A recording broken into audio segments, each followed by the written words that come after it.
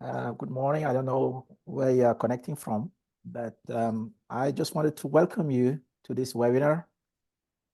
I know most of you have a very busy schedule, but you managed to connect to this webinar, so thank you very much for that. My name is Taro Boyle, and I'm the moderator of this webinar. I'm an economist working for the commodity branch at the UN Trade and Development. So please allow me to give you a brief background of this event.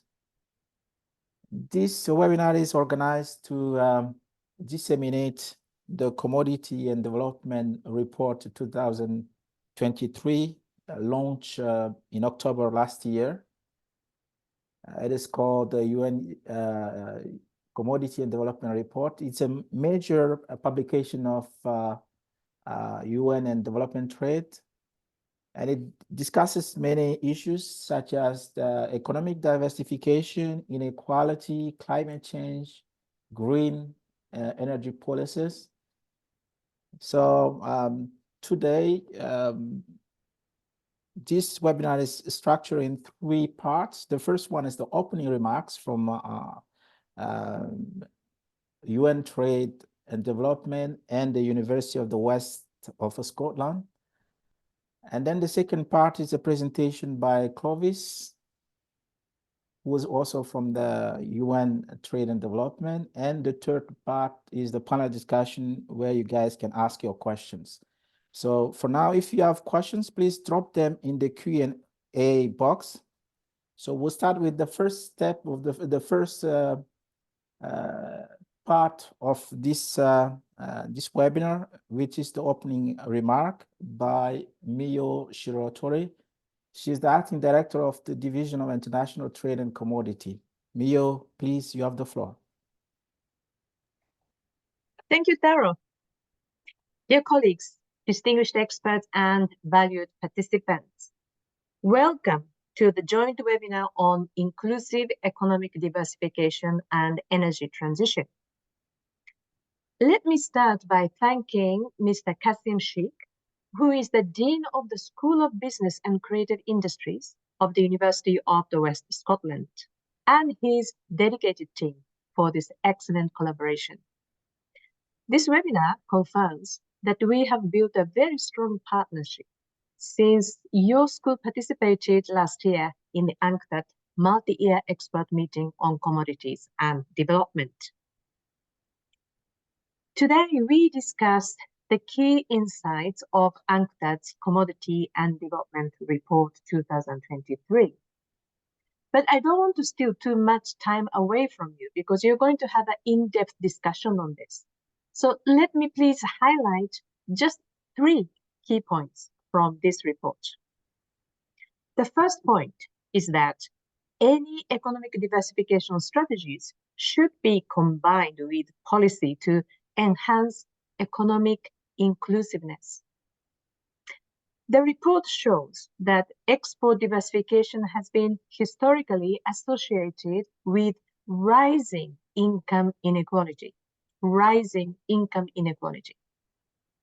Thus, the report underscores the need for governments to implement inclusive social policies while promoting diversification.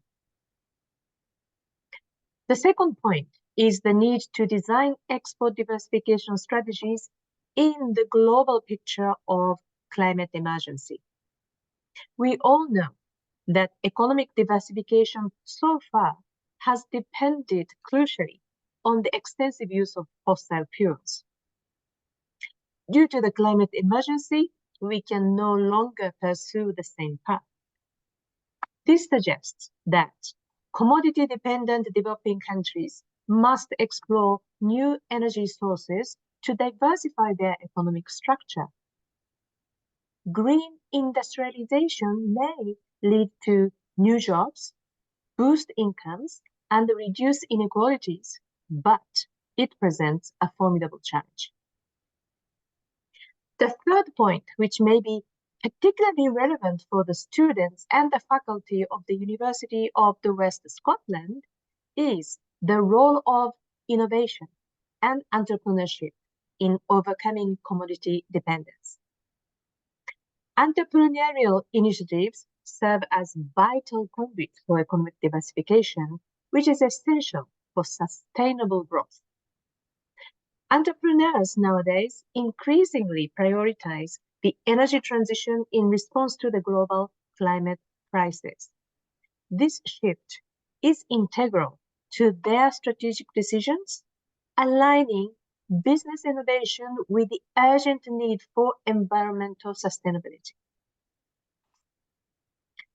So, dear colleagues, distinguished experts, and valued participants, I hope this webinar provides a valuable platform for you, the students and the faculty members of the University of the West of Scotland, to enrich discussions on trade, commodities, and sustainable development. Thank you very much. Thank you, Mio, for the opening remark. I want also to recognize the presence of the Professor Kasim Sheikh, who's the Dean of the School of Business and Creative Industries. Professor Kasim is an international and published expert in human rights and justice, and a United Nations expert in law. He has advised cabinet, parliaments, legislature, and judiciary for a state in the Middle East, Central Asia, and Asia, having spent over 20 years supporting developing economies with collaborative and consultative partnership. So, Professor, you have the floor for your opening remarks. Thank you. Thank you very much. My apologies for joining just slightly late. Some connection issues just prevented that. I'm delighted to be with you. And can I say, distinguished guests, colleagues, students, and participants from around the globe, it's a pleasure to be part of what promises to be an excellent, informative, and challenging webinar that's co-hosted by the School of Business and Creative Industries at the University of the West of Scotland, and also our colleagues at the United Nations Conference on Trade and Development. So firstly, can I please express my genuine appreciation to Ms. Mohishira Tori, Director of the Division of on International Trade and Commodities at the UN, to Mr. Clovis Ferrer Jr., Chief of the Commodity Research and Analysis Section at the Commodities Branch, Tara Boyle, the Associate Economic Affairs Officer, and all other colleagues at the UN who've contributed to the creation of what I think is a fairly seminal report coming forward. I guess there are two reasons I really should express my enthusiasm for the event. The first is the theme of the webinar, which examines a subject of both importance and urgency around inclusive economic diversification and energy transition.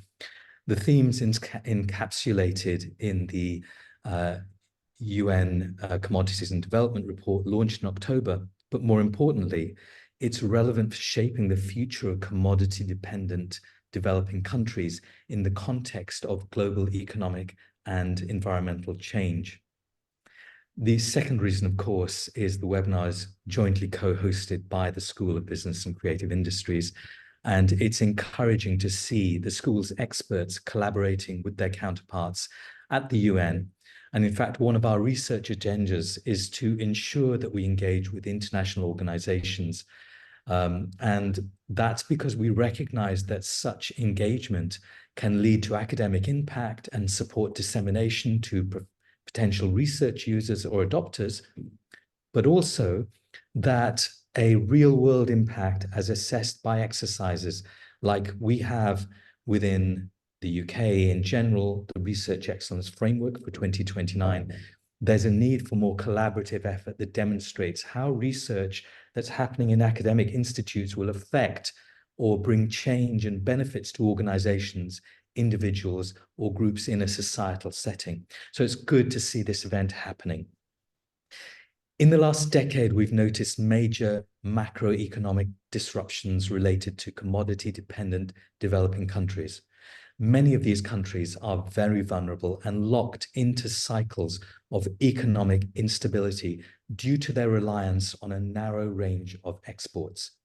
The report's call for diversification isn't merely an economic imperative, but really is a call, a clarion call for resilience, for sustainability and inclusive growth.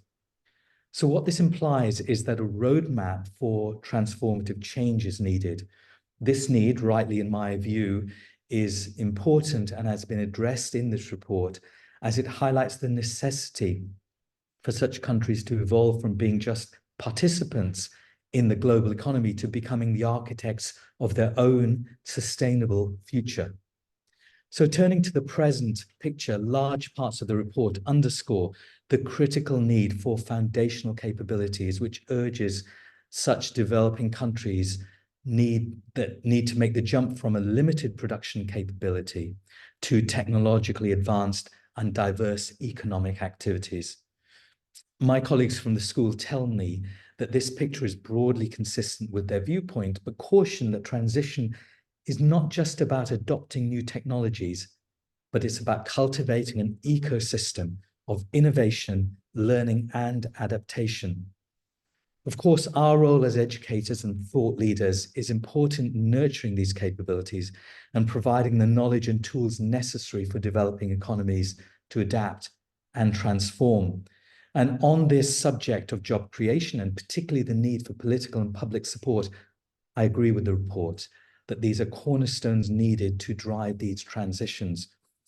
There's therefore an imperative that green industrial processes, for example, not only drive economic diversification, but also promote social cohesion and just transitions, ensuring that no community is left behind.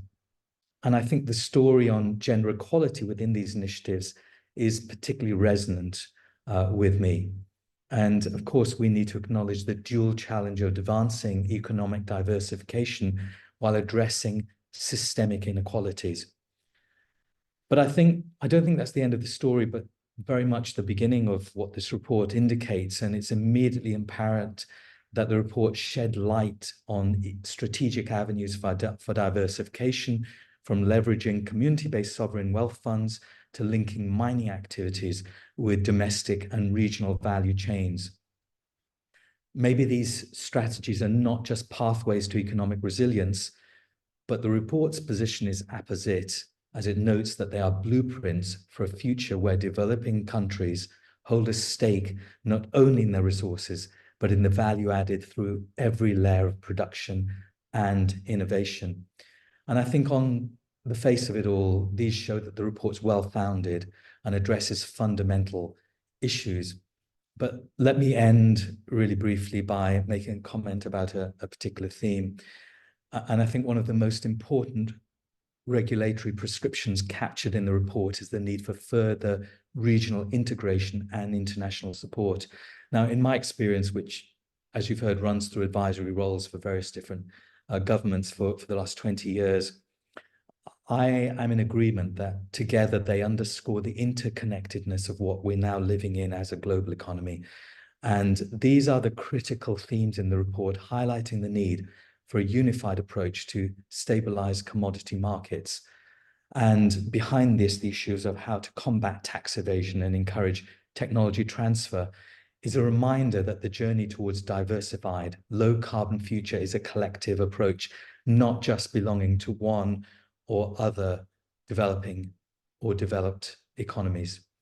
And so that brings me to a conclusion that the report is a collection certainly of insights and recommendations, but more than that, it's a helpful catalyst for dialogue and a potential blueprint for a sustainable future. In other words, the essence of the gathering today is not merely to discuss, but to ignite a global dialogue, to provide an understanding and to catalyze action towards addressing quite deep-seated challenges faced by commodity-dependent developing countries. And my sense is that these countries, as highlighted in the report, face myriad vulnerabilities and uncertainties due to their reliance on a narrow spectrum of commodities. And obviously it leads to a particular conclusion, and I think we are very much dependent on Clovis, on King, Charlotte, Kristen, Taro. There are still many questions which we need the benefit of your wisdom. So I'd like to just thank everyone, and I look forward to a session of very rich discussions and ideas. Thank you very much. Thank you, Professor Kassim.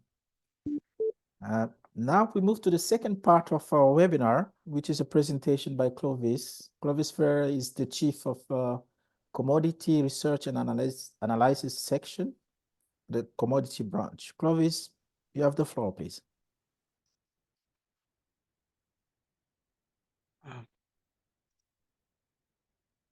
Thank you very much, Taro. Can you hear me? Yes, I can hear you. Okay, thank you very much. I have shared my screen. Thank you very much for actually for listening. These opening remarks was really fascinating, and it's a pleasure for me to make the presentation, a short presentation of the report, the Commodity and Development Report 2023. So let me start saying that as you may know, the UNCTAD, it's UN Trade and Development, is celebrating now in 2024 60 years, so its 60th anniversary. And it has been 60 years of work on the analysis and research of commodities and trade and development.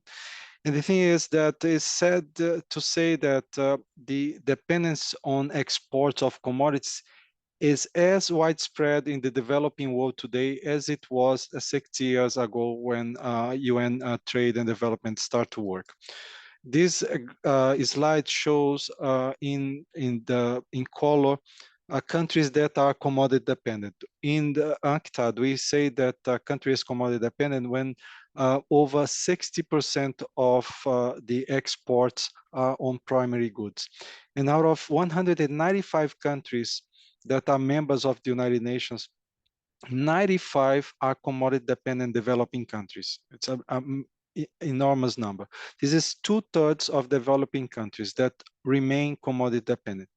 And this includes 66% of small island developing states, 83% of least developed countries, 85% of landlocked developing countries. So as you see, is a very widespread problem. And it's a and commodity dependence, it's a developmental issue. Commodity dependence makes these countries highly vulnerable to shocks, experiencing volatile incomes, macroeconomic and political instability, low levels of development, all of that because these countries depend on price of products that they cannot set the price. The price is set in the international market, and this price is very volatile of commodities. This graph, it shows to you the following, is the association between one index that we have, the commodity price index, and the GDP per capita in developing countries, excluding China. And it shows from the period from 1996 to 2021. And you see in this graph that these two measures are very correlated. So when the price of a commodity go up, in the average GDP per capita of a developing country tends to go up, and the same thing on the other direction. So there is a very serious impact on development of these countries. To give you an idea, of the 32 countries with the low human development index, 29 are commodity dependent because of this challenge. So to overcome this challenge, we already mentioned this before, the way to go about it to overcome this challenge is for countries to diversify their economies. And this graph, it illustrates how diversification is directly and positively associated with higher total GDP. So the higher the diversification is associated with a higher total GDP. And it's not only that, diversification also insulates country against these market shocks, it stimulates economic growth, drives structural transformation. So diversification is critical for the countries to get out of commodity dependence. But now I would like to come to the one of the main messages of the report, as already highlighted by Miho.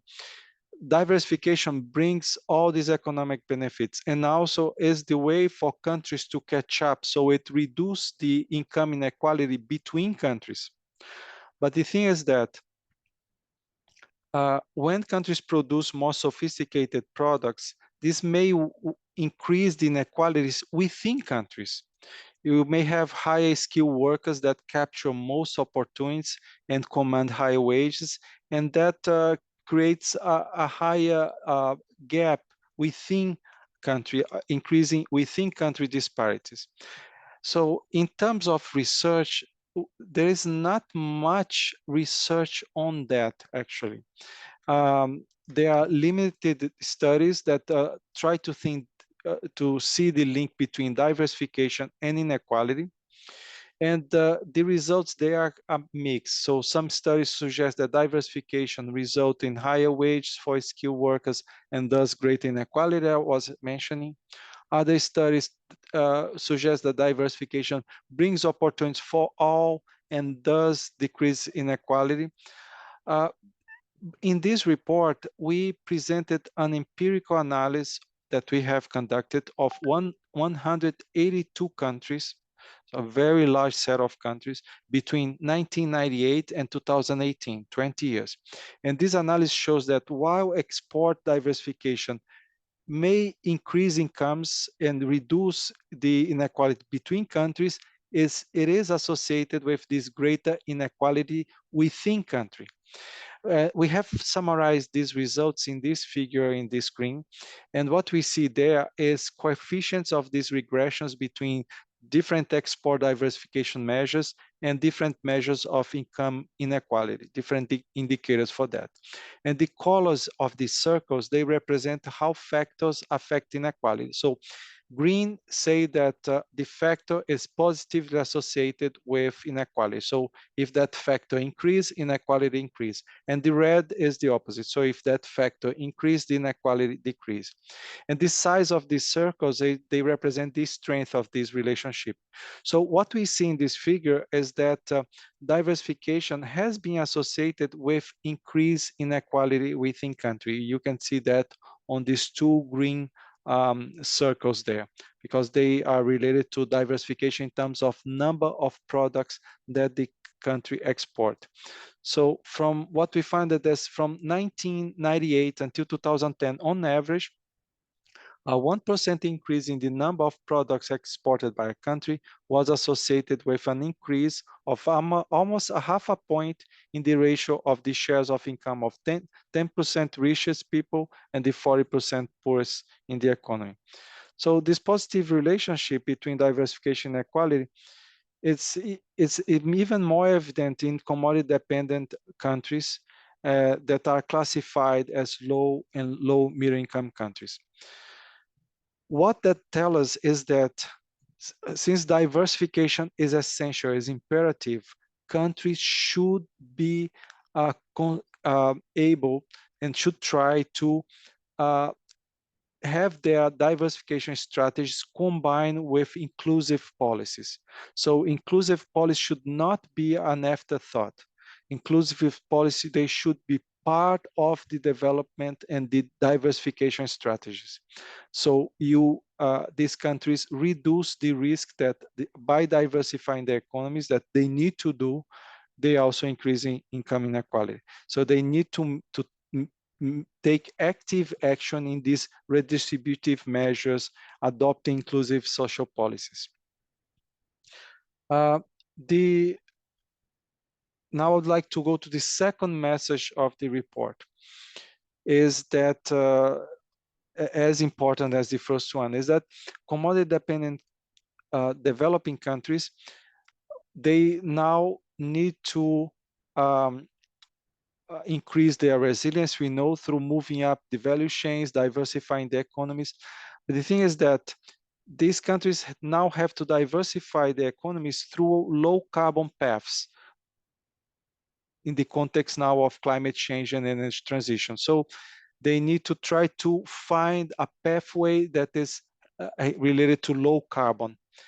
The problem is that historically, diversification has relied on the use of fossil fuels. And then with the use of fossil fuels, historically, diversification has been associated with higher emissions of CO2 per capita. To give an idea, from 95 to 2019, on average, a diversification of one new export was associated with adding 3.1 tons of CO2 equivalent of greenhouse gas in the atmosphere. So that's really this association. What this figures shows here is two set of countries. In blue, we have commodity dependent countries, and in green, we have countries that are not commodity dependent. And this figure shows that each one of these dots is a year, and this is the average diversification of that country, of that group of countries, and the average emission of CO2 per capita. And you see that we see that basically there is no difference on the path that these two groups of countries have followed: increasing diversification, increasing emissions per capita. The only difference between them is that commodity-dependent developing countries have a much lower diversification than the non-commodity dependent countries.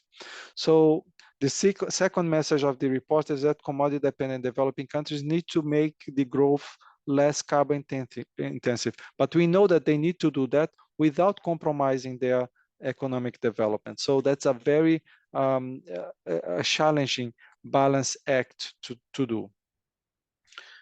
The thing is that, as we see in this picture, also to highlight the challenge, is that more diversified developed and developing countries, they have higher emissions when they are compared with commodity dependent developing countries.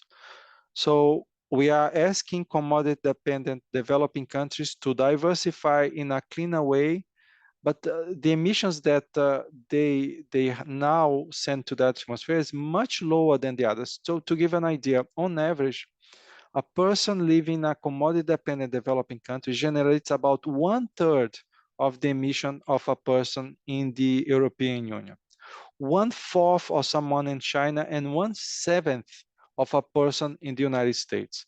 So just to give an example of such bigger economies. And what we see also in the analysis that we have conducted is that in terms of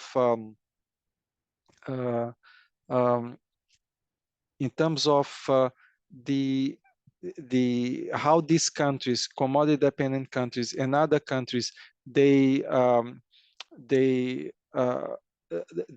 produce and emit CO2 per capita, this is very different from each one of them. Every additional dollar in GDP of a commodity dependent country, it has a high effect on the emission than the additional dollar of GDP in a developed country. So this is the difference of these two ways to measure carbon emission. We can measure by emission per capita or emission per GDP. When we measure emission per capita, commodity-dependent developing countries have a very low emission per capita. When we measure as emission per GDP, they have a higher emission per GDP. So their production doesn't generate a lot of GDP. So when you divide the emission per GDP, that number becomes something bigger. So this is because of the level of diversification of these countries. There is a lot of capacities to build and for them be able to grow. So including in terms of infrastructure, factors, logistics. So all of that adds also to the emissions of these countries. But there is a difference in the way that the association between emissions and growth change over time in these two groups of countries. In developed countries, these emissions fluctuate with business cycles. So whenever there is a recession during the COVID-19 time, emissions of developed countries, they dropped quite a lot. So they follow the business cycle. But developing countries in general, their emissions, they tend to rise, they tend to increase with the increasing of GDP. So to deal with that, these countries, they really need to move and transform their energy matrix to move away from fossil fuels and move into renewable energy.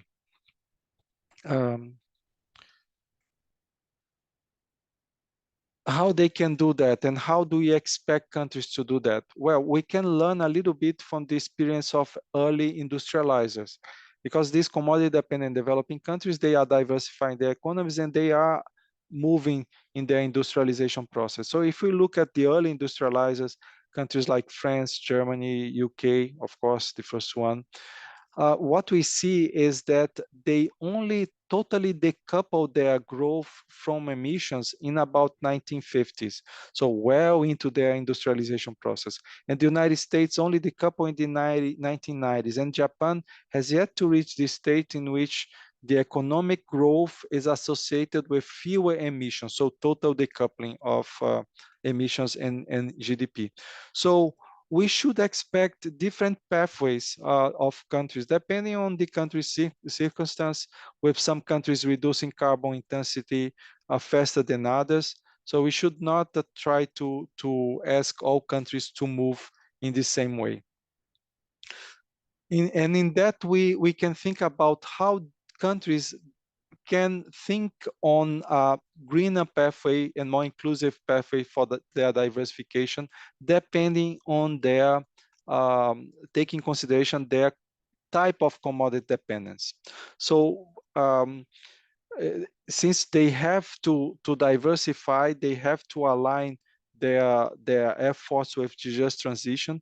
They can go through different stages, and they should have green industrial policy. Those are essential for this, and integrating elements of conventional driving economic transformation factors, and also specific for low carbon growth. And if you think about the countries by the different types of commodity dependence, countries that depend on fossil fuels, for example, one entry point for these countries to promote green industrial policy could be to transfer income during the boom periods and to asset portfolios through commodity-based sovereign wealth funds, and use those funds to diversify the economies.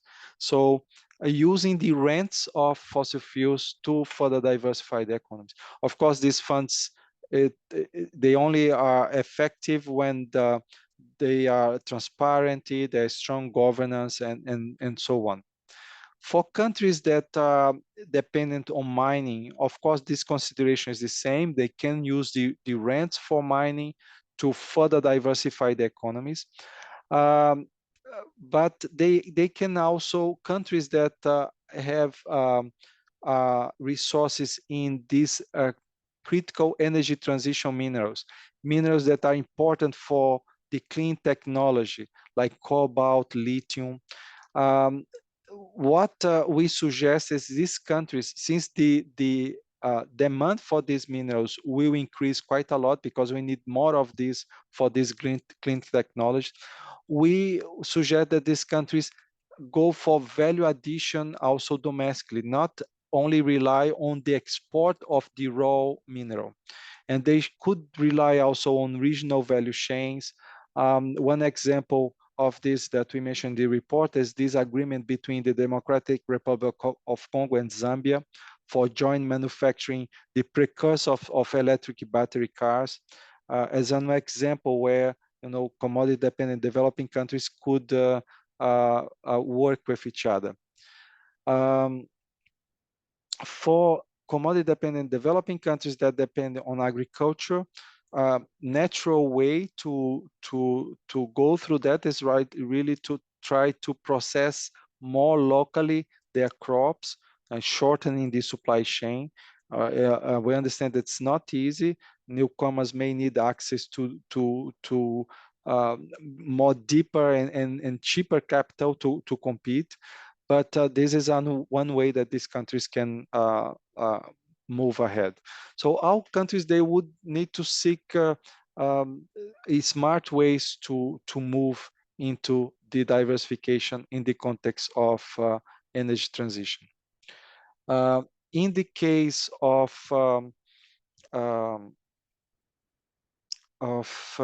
the green industrial policies and regional integration, it's important to think about coordinating the diversification strategies regionally.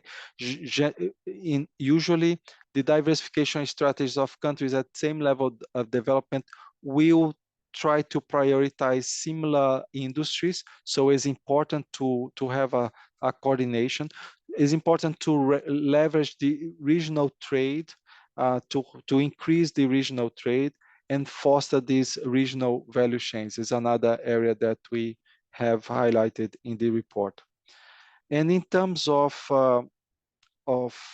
international support, as was very well highlighted in the opening, the green industrial policies that these commodity-dependent developing countries need to promote, they require a strong political commitment and leadership, both at the national level and also at the global level. And we think about the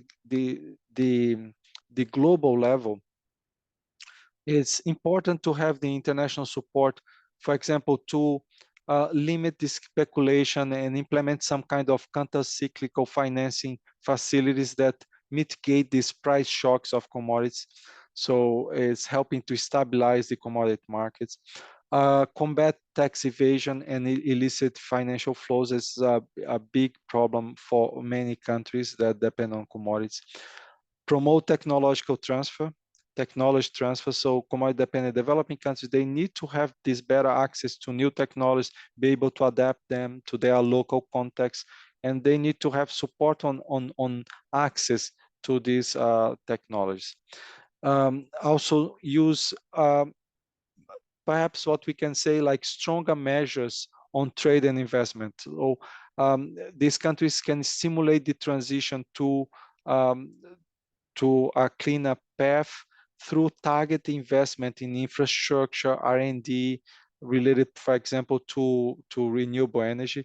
And it's important that when the countries attract investments in that, they also take care that this investment create productive capacities within the local economy. So to take advantage of these investments to improve the productive capacity of the economies.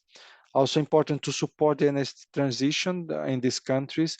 But we know that will be realistic, really not real to expect commodity-dependent developing countries to voluntarily, strand their fossil fuels resources. For example, the countries that do have those resources without any alternative development path, that any support from international community. So it's important that the international community can support this energy transition, particularly for the countries that rely on these commodities.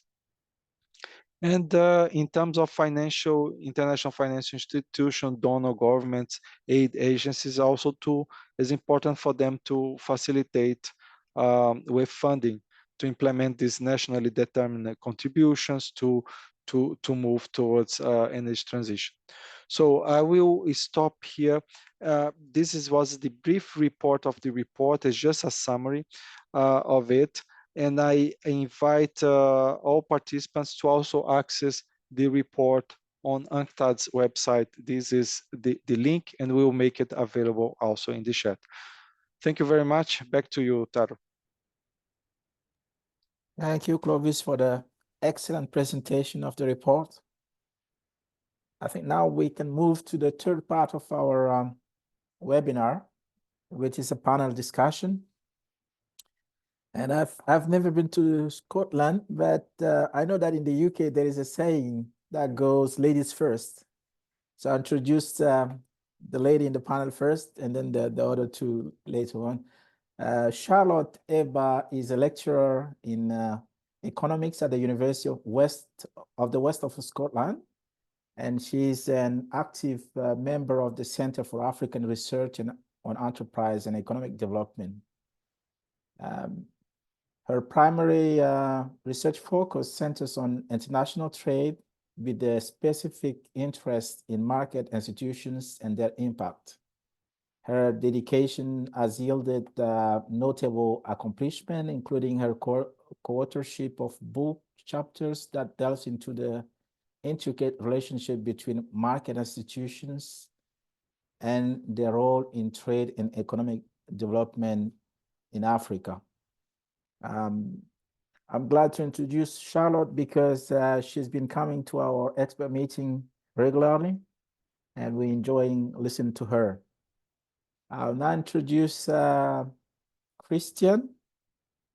Christian is the CEO of Agricultural Commodity Exchange for Africa, ACE, and he's based in Lilongwe, Malawi.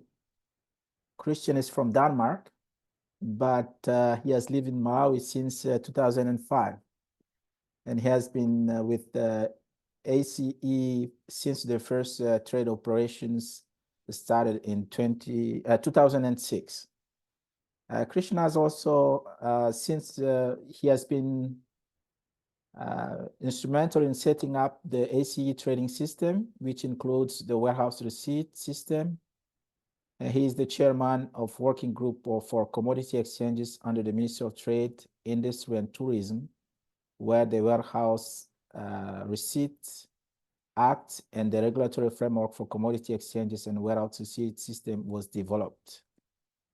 Christian holds Master of Law and a Master of International Business, and is a certified arbitrator. Now I come to Dr. King. Last but not least, Dr. King is a senior lecturer in marketing at the School of Business and Creative Industries, where he serves as an associate lead for research impact. He is the editor-in-chief of the Journal of Trusted Industries Studies. Dr. King holds an affiliate position as chair of African Studies at the British Academy of Management. He's the author of such qualitative research methods for business students. So welcome to you all. And I'm glad to be the moderator of this session. I've seen no question for now from our audience. So the audience, please, if you have any question, please drop your question to the in the Q&A box so that I can ask it to our panelists. And of course, Clovis, Mio, or Professor Kasim, if you are around and you want to pitch in, please do so. I have a first question related to the Commodity and Development Report. And we are collaborating with the business school. So my first question is about entrepreneurship. Do you guys see in the report enough room for entrepreneurs, for example, setting up businesses to provide people with necessary equipment, such as solar panels, battery for electric vehicles, or other tools and devices that are useful in order to effect transition towards green energies? The floor is to you guys, whoever wants to take it. Yeah, I think I'll be happy to take this. Thank you very much, Tyrone. Yes, go ahead, please. So yes, certainly, I believe that the UNCTAD report offers an excellent outlook on the global commodities market, especially with emphasis on development and sustainability. And I do share very positive narratives as those are expressed by the Dean and Mrs. Miho in their remarks. And I think it's within such a context that the scope for entrepreneurship, especially those geared towards green energy solutions, is substantial. But I think, as you know, the worrying picture is that commodity-dependent developing countries typically have relatively limited high quality employment opportunities. So what that means is that the creation of such jobs should be a priority, particularly for workers in the informal sector. And this can actually include initiatives such as providing training and support for entrepreneurship and small businesses, but again, creating public work programs that they can develop skills by investing in labor-intensive green technologies and related infrastructure projects. But I think if one actually looks at that UNCTAD report and looks at the market trends and global demand, I think the report is quite opposite in outlining that there's a need for more renewable energy and materials necessary to support this transition. So in my opinion, I believe entrepreneurs can leverage this shift by introducing businesses that cater for this demand. This kind of includes providing solar panels, which are integral to the decentralization of energy production, batteries for electric vehicles, which are key in a shift away from fossil-dependent transportation. I think we're already seeing these things taking shape in countries like Nigeria and Kenya already. Now, again, if you look at it from an African perspective, Africa is the African story is relevant because the population of sub-Saharan Africa is expected to double by 2050, reaching nearly 2 billion. But again, we've got issues around climate change, putting so much pressure on the African ecosystems, food security, energy security, livelihoods. So I think overall, in my opinion, I believe that there is more scope for innovation opportunities and supply chains because the transition to green energy is synonymous with technological innovation.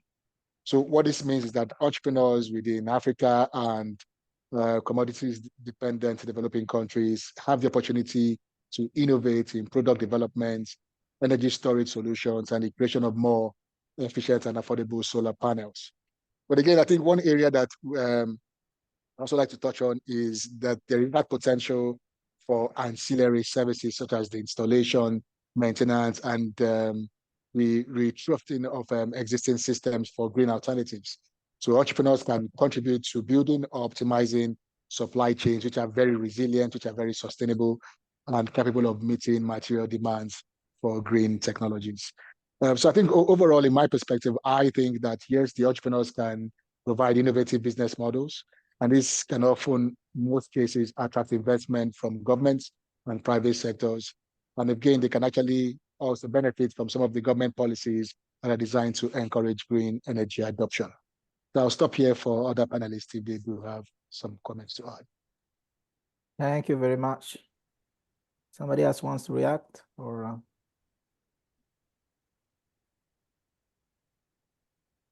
Okay, nobody. So I move to another question. I know most of you guys on the panel have worked on commodity exchanges. And we are wondering, yesterday preparing this webinar, we're asking ourselves, does commodity exchange really lead to economic diversification? Because ideally what happens is that commodity exchanges contribute to increased revenues to farmers. But the part we don't know is that, do they use this increased revenue to consume or to engage in other economic activities? So I leave the question open so that you guys, most of you have worked on commodity exchanges. You can respond to that question, please. I think I'll. Yes, Charlotte. Okay. I think I'll be for this one. Well, does commodity exchange really lead to economic diversification? My answer would be yes. Yes, in the sense that already you have mentioned that commodity exchange do increase farmers' income.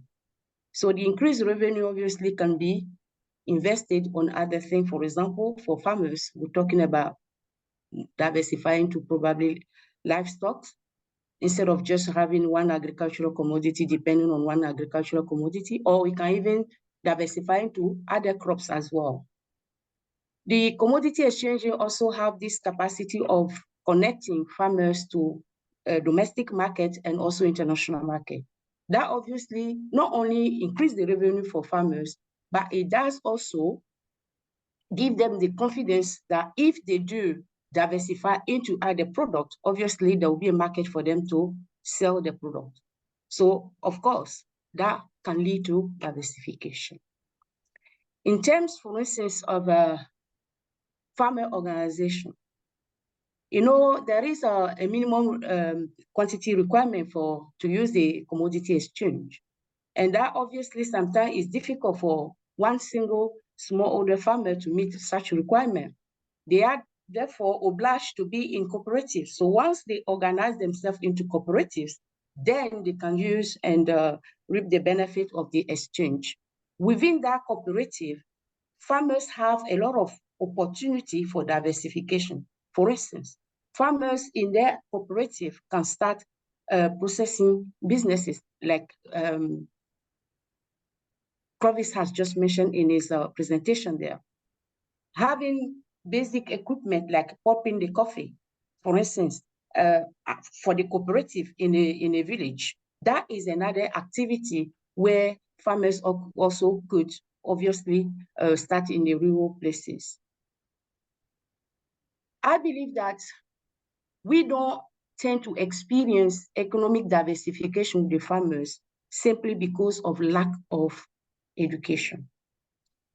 If we were to structure educational programs and tailor them to different areas and expose these farmers to investment opportunities or diversification opportunities, I personally believe that the increased income that they do get, they will be able to effectively invest that into other activities. So it all boils down to how do we really organize our commodity exchange, how well it is organized, and how do we educate the farmers. So that would be my answer for now. Thank you, Charlotte. I think Christian has a perspective from Malawi, maybe, no? Yes, thank you so much. Please interrupt if my internet is glitching. I hope we cleared the bandwidth, so I'm going through loud and clear. So, of course, yes is the answer. But at first, you got to look at increasing those revenue and income for the smallholder farmers so they can diversify their production first and then diversify into other services or added value processes. If you look at Africa as a continent is a net food importer. It's quite crazy to think about. We're supposed to be the food basket of the world, and yet we are net importer. 80% of the production in Africa is from small-scale farmers. And I think one of the reasons for this, and the report is also highlighting it's the price volatility.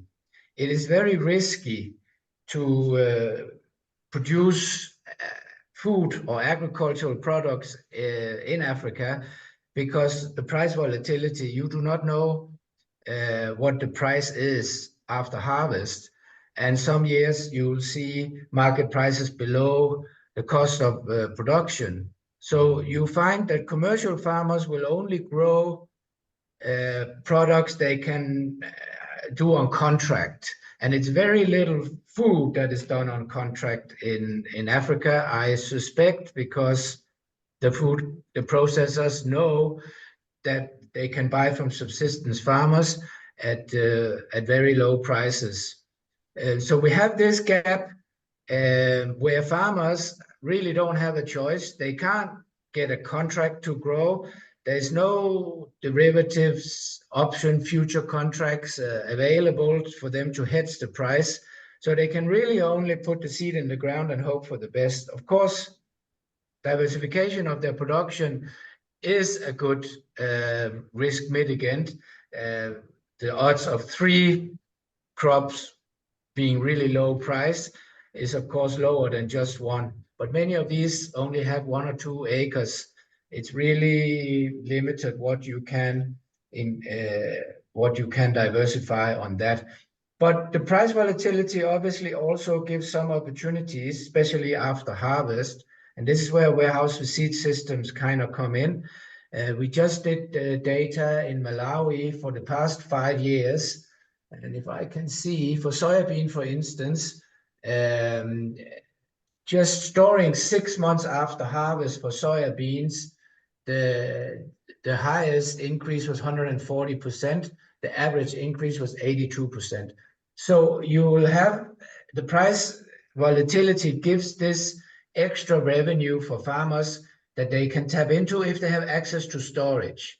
So that's the first, to have access to storage. And as Charles said, strong farm organization, cooperative is key, but then access to finance is equally key, because if the farmers store after harvest, they still need an income. Many of them haven't received an income for 6-7 months, so they need cash. So if you're asking them to store their commodity, they need access to finance. So it's absolutely key that these elements are there, so farmers can access these services and increase their revenue.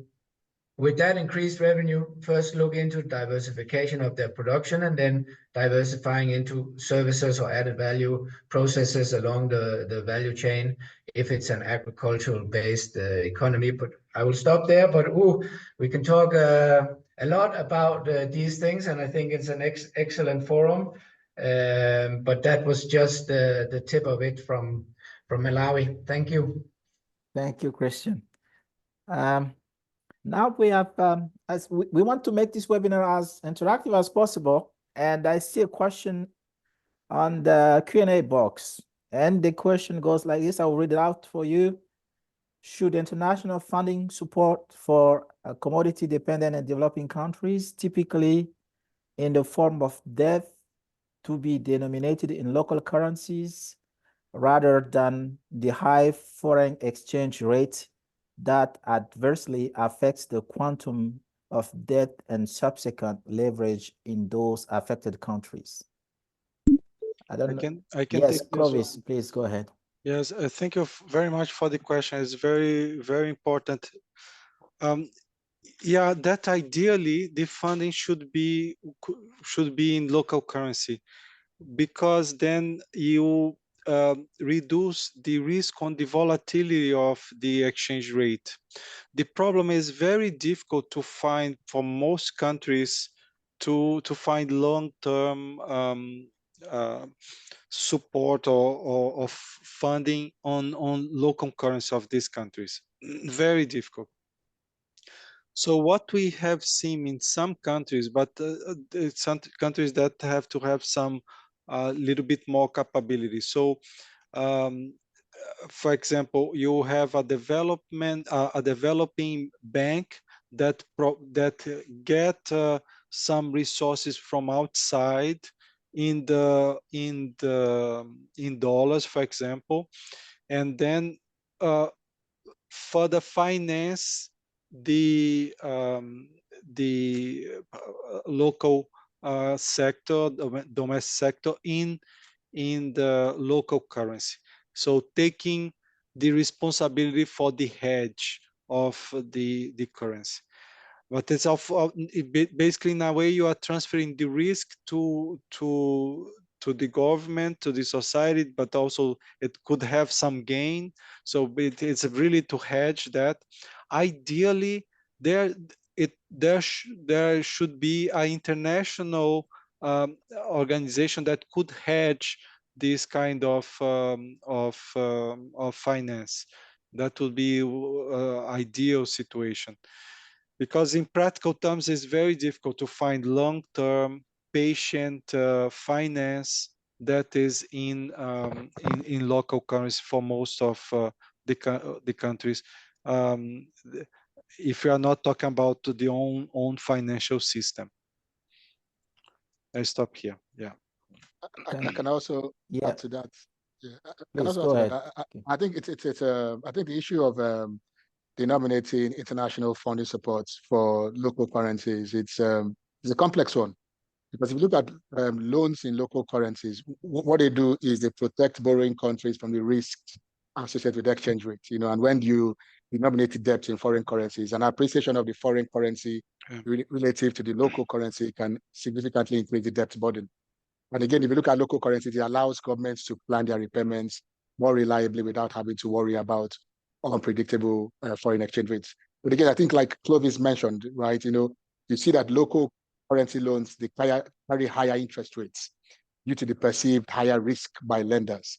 Those risks associated with economic instability, inflation, and the potential for currency depreciation. And again, if you look at the market for local currency, it's always very limited, and such instruments may kind of lack that liquidity of more widely traded currencies. But on the scope of investors, you see a lot of international investors, a lot of them might be less willing to hold bonds issued in local currency because they believe that they are often very much unstable and likely to depreciate. So this often requires robust economic policies and sometimes reforms to build that confidence in international trade, international lenders and investors. So I'll stop at that point. Thank you. Thank you, King. There's another question. I think it's related to the presentation by Clovis. And it's good to mention that the question comes from China. A student from China is asking about a question about international support from developed countries to CDDCs. She said, I noticed that the report mentioned that CDDCs usually do not have the motives to restrain fossil fuel use or exploitation, since they largely depend on them to develop. International support is an important pathway to encourage renewable transition of CDDCs. What could be the major motives of potential gains for the developed countries? Thank you. Yeah, I can start as well on that. So the main gain for developed countries is to facilitate the energy transition that would reduce the risk of climate change, right?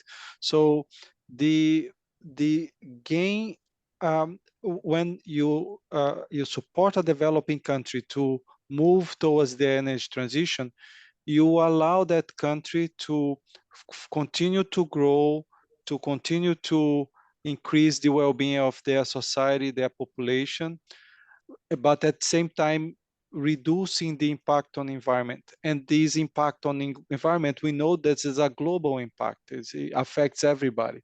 So the main motive and gain for developed country is to reduce the risks of climate change for their population as well, facilitating the path of a greener path, a cleaner path of development for the developing countries. I can add to that. Yes, sure. Add to that. Yes. So I think it's a quite interesting question, and it's good to hear that question is coming from you in cantons in China. So again, I think a lot of the developed countries, many of which have committed to international agreements like the Paris Agreement, they often have that vested interest in reducing global greenhouse gas emissions. But again, I think the focus in supporting those renewable energy initiatives in commodity-dependent developing countries can help lower worldwide emissions, because most of these countries often rely heavily on high emission fossil fuels.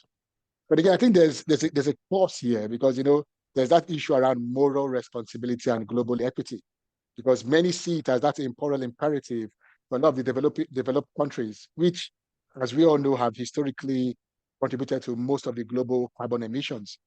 So it is their right, or it is a moral responsibility for them to support the less affluent nations in their transitions to sustainable practice. So I think a step forward is ensuring that the less wealthy nations do not bear an undue burden in the fight against climate change. So for me, I think a good recommendation here is there must be a need for more support mechanisms. And these support mechanisms can include a lot of strong financial assistance, support in terms of technological transfer, support in terms of capacity building, and again, favorable trade terms for renewable energy technologies. This can actually assist a lot of these commodity-dependent developing countries in their transition away from fossil fuels, but again, overall contribute to global effort towards sustainable and equitable growth. Thank you, King. There's another question about, I think, energy transition again. And they say, how can United Nations Trade and Development assess his contribution towards 2050 a target set by many developed nations in transitioning developing countries' economies based on green energy like hydrogen, fuel, solar park, hydropower, etc., from currently heavily dependent fossil fuel like coal, furnace oil, etc.? Clovis, you want to answer that one? So how, if I understood correctly, is how UNCTAD assesses its own contribution. Yes. So the UNCTAD UN Trade and Development, we work with supporting countries to integrate in a more just way into the global economy, in a way that is more inclusive, is greener. And we do that through our 3 pillars of work. We help countries to get together and build consensus on these topics. We assist countries through technical advice, technical cooperation in going to countries and helping them to develop policies, design policies, or implement those policies, and through knowledge sharing, knowledge creation, for example, through this report, Commodity and Development report, and outreach as we are doing now.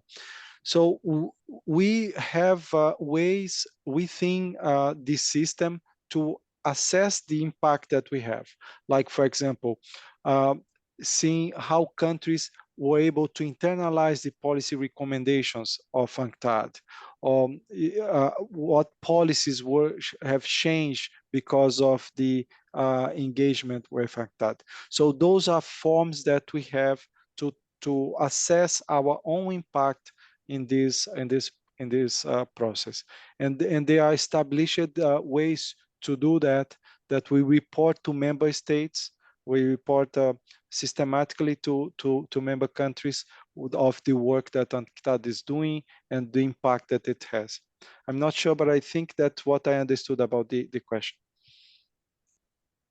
Thank you for the answer. And if the person is not satisfied, then they can ask probing questions again. But now I move to another question on commodity exchange or commodity hedging. There's a question about what is the solution to agricultural commodity hedging other than coffee and tea? Take this one because I Yes, think Christian. that it's such an excellent question, and from my perspective, it's the key for food production in Africa to solve this issue. It's not easy, but I definitely think it's doable.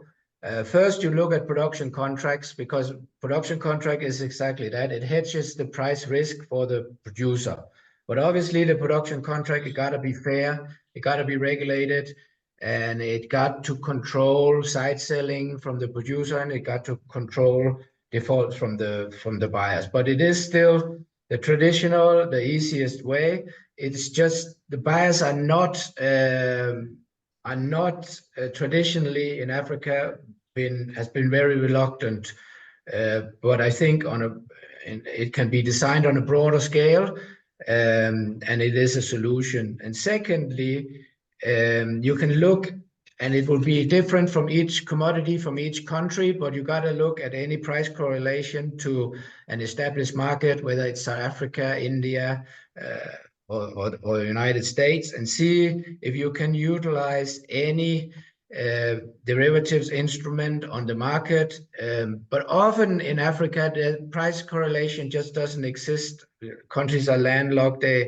They have their own niche markets. Prices can go up in the United States and they will go down in Malawi. There's no rule, and that's the reality for most commodities in most countries, and therefore you cannot hedge the price. Then you can look at over-the-counter options. This is what the commodity exchanges certainly can look at, but trade associations, production associations, farmer organizations, government, anyone can really look at creating an over-the-counter derivatives. It's really a price insurance. There are international companies looking into it. A lot of them are starting to look at Africa. They just need, 10 years of reliable data. Then they can put a product together. Currently, they're a little bit expensive because of the volatility in the market. Should government subsidize these costs? That could be one way of looking at it. It could also be completely new and innovative ways. You can look at getting big international buyers of the materials to give minimum prices that covers a cost of production up to a certain quantity that you can log in and thereby secure a price for the farmers. So there are definite options, and I think it's been overlooked, this area, by governments in Africa. Focus has always been on production, on access to input, seeds, fertilizer, promotion of farms, irrigation, etc., etc. But the fact of the matter is, if you don't get the market right, if you don't get the pricing right, it's not going to develop significantly. And you can't set a price. We heard that earlier. The market determines the price. So you got to stimulate that demand and bring in these tools. I like the recommendation in the report for the agricultural dependent countries. It said invest in local production and processing. Of course, to shorten the supply chain, but it does one thing as well. It actually creates a local demand for a commodity. And if you have a local demand for a commodity and an international demand for the same, it's a strong demand, and the chances of the price of that commodity being below cost of production is very low. And if you create an environment like that, the price of a hedging instrument would also be lower. So it all kind of comes together to provide solutions for this. Thank you. Okay, I would like to add a bit on what Christian has said. Yes, please go ahead. Yeah, in my view, I personally believe that if we are advocating for commodity exchanges, is actually to resolve this issue. Because we know that one way of probably resolving the volatility issue that pertain the agricultural commodity is to hedge them. But we have the majority of our smallholder farmers who are not educated. So even for us who are educated, financial instruments are not things that we can easily understand. It's not understood by an average person, never mind somebody who is not educated. And the majority of our farmers are not educated well enough to be able to understand the pros and cons or the advantages of financial instruments to hedge their product. So what do we then have to do? We need to offer them something that can actually help them. And that is why we are advocating for countries to consider the institution or establishment of local commodity exchanges, which are very well established. When a well-organized commodity exchange can offer, for instance, trade in futures, which are financial instruments to hedge against the price volatility. Now, we cannot expose the farmers to use such instrument when they don't even understand it. So it's not possible. Secondly, Christian also talked a lot about the farmers' direct contact with the buyers, more or less. But we need to understand here that for the majority of export commodities, for instance, we are dealing with multinationals which come with a lot of market power. They have a lot of market power, which our farmers do not have. They cannot exercise a countervailing power against these big multinationals. So if they are directly exposed to them, without having a form of organization where they have people who understand the information that has been disseminated on the market, it's difficult for them even to make a decision. And the role of a commodity exchange would be what to make sure that the information is disseminated to all the market actors. And that obviously allows these farmers to make rational decisions. Secondly, we have this commodity exchange which will come to make sure that the market is well coordinated in such a way that it eliminates all these unnecessary intermediaries that make the market inefficient. So it's if we are really talking about helping these farmers in terms of protecting them, because at the end of the day, any product that is subject to the market forces like supply and demand, volatility is inherent to their prices. We cannot do anything. For as long as they will depend on these market forces, there will always be a degree of volatility. How do we then minimize the impact of this volatility for our farmers is where we need to think deeper. So that's when our country have to really consider the structural changes that are required for these farmers to be able to benefit from their products. So I strongly believe that the answer to that question will be one, the establishment of very well-organized commodity exchanges, which obviously has the potential to advocate for economic diversification as well. So that would be my answer. Yeah, thank you. Thank you, Dr. Blah. There's another question related to that one. But now in the setting of Uganda, the person says the main problem from at least my own setting in Uganda is the cost of production and the ever-increasing cost of inputs and other essential commodities, and high taxes that the population depend on. What is the plan from the international scene to help with easement of such a dilemma? I can take that. Yes, please. So I think, again, the issue of Uganda is not just particular to Uganda. I think these kind of issues, developmental issues and support issues, are prevalent a lot across large parts of Africa and also large parts of many developing countries. So the issues such as the rising costs of agricultural inputs and those broader economic factors like high tax on essential commodities, I think it kind of necessitates or needs a very unique approach involving both local and international stakeholders. Let's look at it from the international stakeholder perspective. You know, in my opinion, I think they can provide that financial support in terms of grants, low interest loans, specifically targeted at reducing the cost of agricultural inputs. And again, this kind of support can also include funding for very strong infrastructural improvements that reduce the production and transportation costs. And again, another key area which I always like to speak about is how these international bodies and foreign governments can offer technical assistance and help improve agricultural efficiency and productivity in Uganda and across parts of Africa. As we all know, most of these farmers operate in the informal sector. You know, so what they would need is perhaps more training in modern agricultural techniques, you know, providing access to improved seeds and farming technologies, and again, implementing best practices for soil and water management. But again, the aspect of cooperation, again, is quite important across regional and international scopes.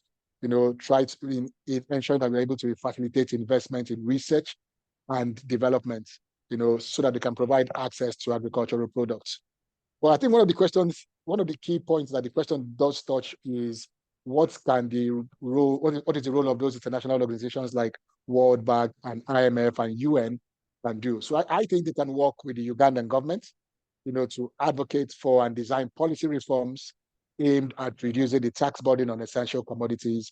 And they can also help design a lot of subsidy programs that we're seeing in large parts of Africa that can make critical inputs more affordable for farmers. So perhaps I'll stop here in case anyone wants to touch on that. Thank you very much.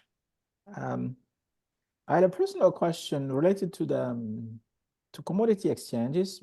We talked about main problems like access to inputs and things like that. But once commodity exchanges are established, based on your research, could you please tell us if there is any type of inequality, like gender inequality or income inequality, to access commodity exchanges in Africa or in countries that you guys have conducted research in?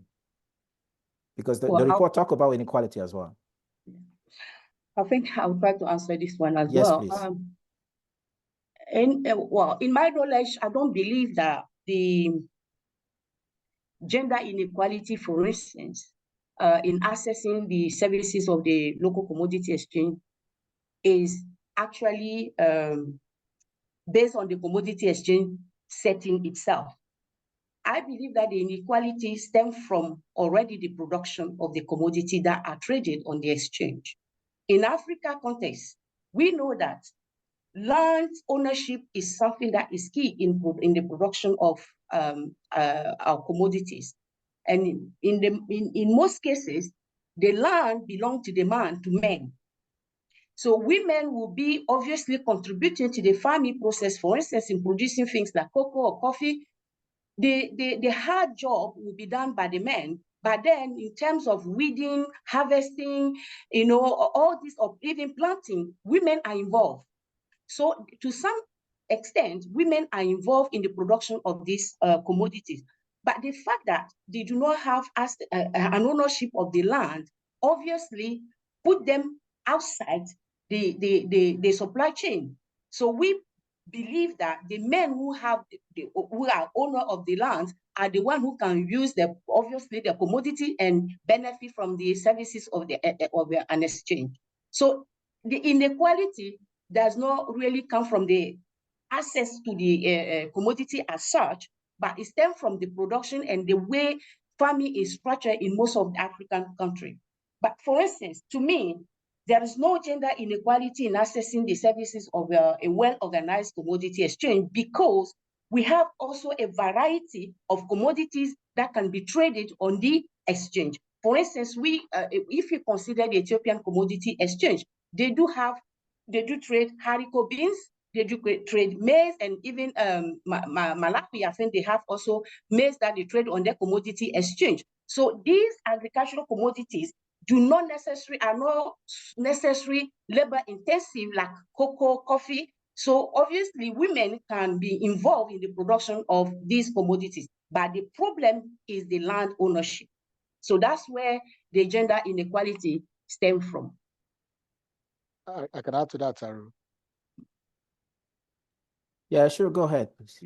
So yes, I think similar to Charlotte's point, I think in many parts of Africa, what you tend to find is that access to commodity exchange and of course, access to many of the institutional arrangements we have in Africa can, of course, be influenced by various forms of inequality, including gender and income disparities.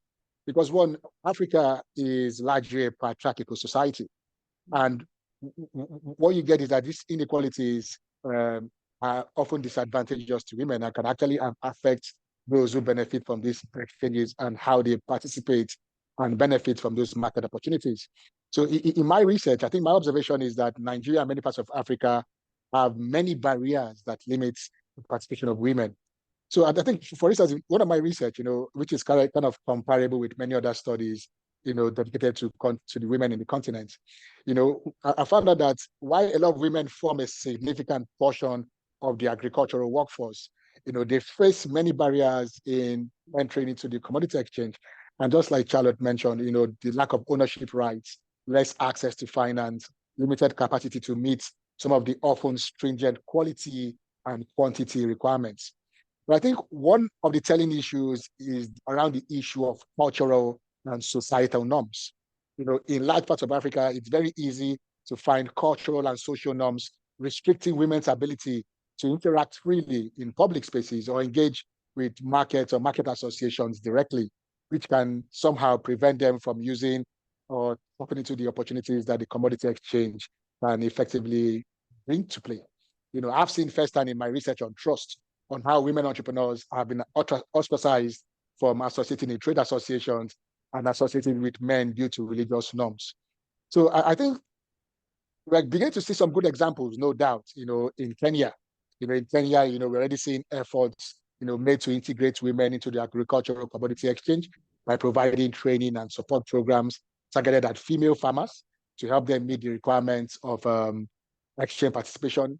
In Nigeria, we're seeing the collaborations of government and NGOs looking at initiating several programs aimed at improving access to smallholders and low-income farmers to commodity markets. So there's still a lot of work to be done, in terms of providing those targeted programs, providing and promoting inclusive policies, providing enhanced access to finance, and again, ensuring opportunities for technology and information dissemination, which I think, in my perspective, can actually help bridge the information gap and reduce the gap around inequality. Thank you. Thank you, King. Christian, I would like to hear from you. What is the perspective from Malawi? And also, you can talk to us about you're setting up a commodity fund or something, right? Yes, thank you, Tao. We conceptualized a commodity fund because we know that access to finance is one of the key elements for having the aggregation of commodity happening close to the farmers. So they access that seasonality value I spoke about earlier. So we worked with all the banks in Malawi for the past many years, and they're interested in commodity finance. They're certainly interested in financing farmers, but they're very traditional in their approach, and it's very hard to get a new product through. So we've had receipt finance. We financed farmers over the years, but it's been very limited in this scale of things. So ACE said we're gonna create this fund and put our own money in there. And basically, we develop the best instruments for access to finance, receipt financing, and then we bring the banks. So we like to say it's no longer a question whether the banks want to or not. It's just a question how much risk will they want us to take. So let's say we finance farmers. We say we can take the first 20 or 30 or 40% first loss, and the bank come in after that. Now, most banks will agree with that, and they basically adopt the modality. The idea is then over the years that the commodity fund reduces its first loss and eventually hand over the modality to the bank as they get comfortable with the product. So we're quite excited about that, and we have some big DFIs looking to capitalize the fund with us. We're quite far in that process, although nothing is determined yet. So that would certainly accelerate things if we get this capital. And it was funny, one of the questions on the debt, if it's in hard currency or in a local currency, that was one of our problems. From one DFI, they could not. They would want the commodity fund to take the currency risk, which of course is not a risk we're willing to take. We will take the risk on the product, but we can't take a currency risk. So we need to have partners who can overcome that and give us the money in the local currency, and that is a big problem, as was raised earlier in this webinar. But we are quite excited, and I do think access to finance is key for aggregation, and aggregation is key for farmer income. It's key for linking farmers to export. It's for linking farmers to international markets, and it's just key for this whole diversification and managing the price volatility that exists in these markets. Thanks. Thank you, Christian.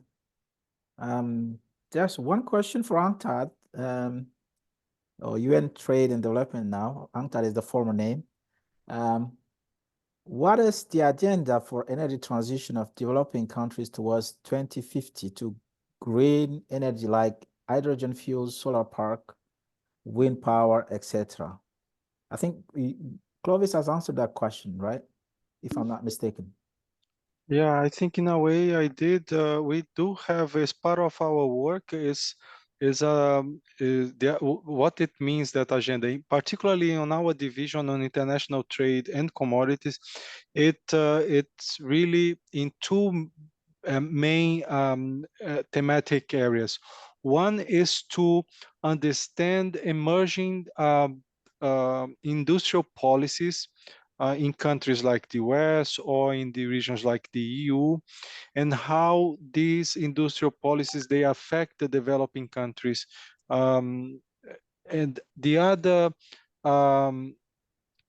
main focus is how developing countries can harness the trade to benefit from through diversification and so on, to benefit from the energy and digital transition. So those are, let's say, the framework of the areas of work, in particular on the division of international trade and commodities. Thank you. There's another one, a last one, I guess. What would be the role of factoring in international trade for small and medium enterprises?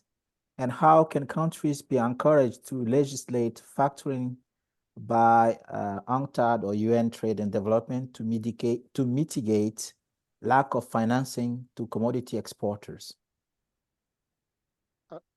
I can take that. There may be. Yes, please, go ahead.